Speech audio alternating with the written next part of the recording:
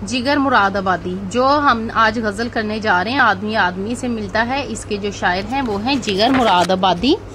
जिगर मुरादाबादी 1890 में पैदा हुए और 1960 में उनकी वफात हुई। स्टूडेंट्स, जो बोर्ड के लिहाज से एमसीक्यूज अहम हैं वो मैंने हाईलाइट कर दिए हैं, आप इन एमसीक्यूज को याद कर लेंगे। जिगर का असल नाम अली सिकंदर और तखल्लुस जिगर था। जैसा कि आप देख रहे हैं, ये पहला जो हमारा एमसीक्यूज बहुत अहम बनता है कि जिगर का असल नाम क्या था।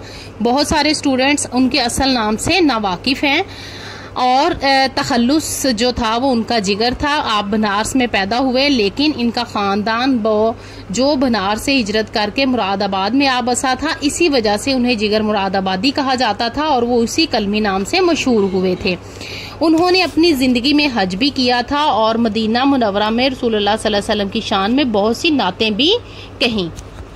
जिगर मुशायरों में बहुत मकबूल थे क्योंकि उनकी आवाज़ बहुत अच्छी थी। वो शेर ख्वानी तरन्नुम से करते थे, इसीलिए मुशायरा लूट लेते थे। उनकी आवाज़ जो बहुत खूबसूरत थी, इसी वजह से। अब हम चलते हैं उनके शेरी मजमुओं में की तरफ। तो उनके बहुत सारे शेरी मजमुए जो हैं वो शाया हो चुके हैं, जिनमें आतिशे गुल, दागे जिगर और शोला तोर जो है वो बहुत ज़्यादा मकबूल है।